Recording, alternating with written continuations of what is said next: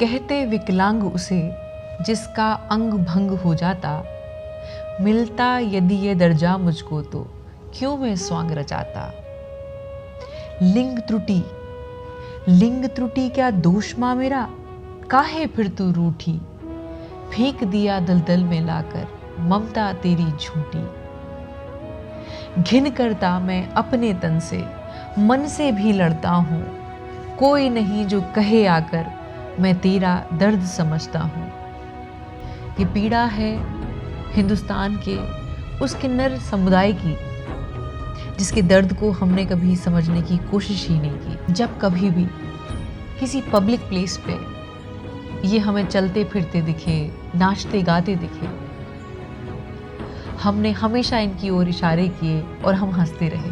ये किन्नर समुदाय समाज से इतना ज़्यादा उपेक्षित रहा कि इन्होंने खुद को डेरों में समेट लिया। ये किन्नर इन्हीं डेरों की चार दीवारी में पले बड़े, वहीं खुद की पहचान से खुद से ही लड़ते रहे और अंत में इन्हीं डेरों में इन्होंने दम तोड़ दिया। पर वहीं दूसरी ओर इसी वर्ग के कुछ किन्नरों ने अपने वजूद, अपनी पहचान को तलाशने की कोशिश जारी रखी। ना मैं पुरुष हूँ, ना ही मैं स्त्री हूँ, तो मैं हूँ कौन? आखिर मैं हूँ कौन?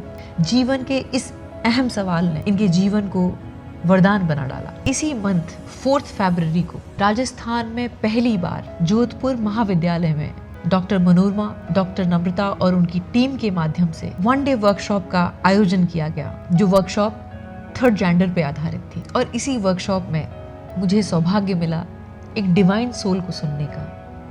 और आज की कहानी है घुंघरू से किताब तक का सफर तय करने वाली पंजाब यूनिवर्सिटी की पहली ट्रांसजेंडर धनंजय चौहान की।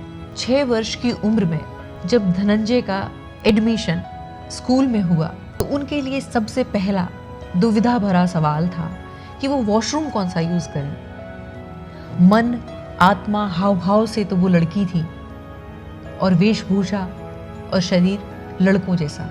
और इसी कंफ्यूजन के चलते उनके साथ पढ़ने वाले बच्चे बुली करते। स्टैंडर्ड 9 तक आते आते सोशल हैरेसमेंट से धनंजय इतने सीवियर डिप्रेशन में चले गए कि उन्होंने 2 बार आत्महत्या करने की भी कोशिश की।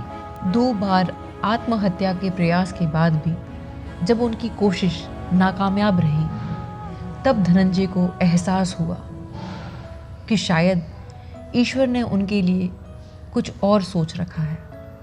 और उसके बाद से मैं कौन हूँ, इस सवाल के जवाब को खोजने के लिए उन्होंने कई धार्मिक ग्रंथ पढ़े। इसका जवाब उन्हें श्रीमद् भगवत गीता में मिला।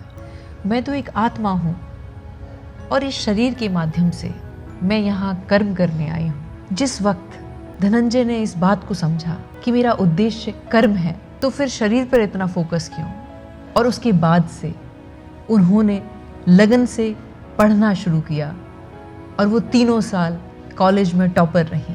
पर उसके बावजूद आए दिन कॉलेज में होने वाली रैगिंग से परेशान होकर धनंजय ने कॉलेज जाना छोड़ दिया और खुद को डिस्टेंस एजुकेशन के माध्यम से ज्ञान से जोड़ा।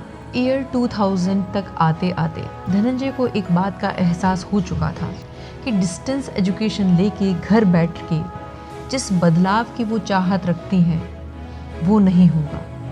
उसके लिए उन्हें सामने आके लड़ना होगा। और फिर इसी मकसद को लेके ईयर 2001 से 2009 तक धनंजय हमारे समाज और किन्नर समुदाय के बीच अवेयरनेस प्रोग्राम्स करती रही। 2009 में सक्षम ट्रस्ट बनाया और 2013 से प्राइड उत्सव सेलिब्रेट करना शुरू किया, जिसका उद्देश्य अपने जीवन का सम्मान करना था।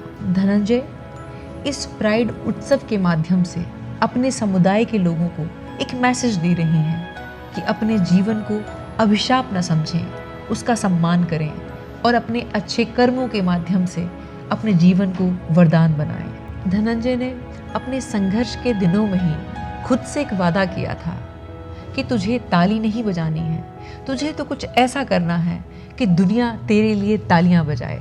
धनंजय चौहान ये नाम किन्नर समाज में किसी फरिश्ते से कम नहीं, जिसके जीवन का उद्देश्य जागरूकता है। जोधपुर में हुए इस वन डे वर्कशॉप ने हमें एक नई सोच और एक नई जिम्मेदारी से जोड़ा है। और इसी श्रृंखला में हमारे बड़े भाई मनीष मेहता, जो कि एक सोशल वर्कर हैं, मेरे साथी मयंक लाहौटी, पुनीत मेहता, मैं और मेरी एक्सपोज टीम संकल्पबद्ध हैं कि इस समुदाय के लिए हमसे जो बन पड़ेगा हम वो करेंगे। और इस YouTube प्लेटफॉर्म के माध्यम से मेरी सभी से रिक्वेस्ट है कि आपके आसपास आप कोई भी ऐसा व्यक्ति देखें जिसके अंदर कुछ कर गुजरने की चाहत हो, हमें उससे जोड़ें।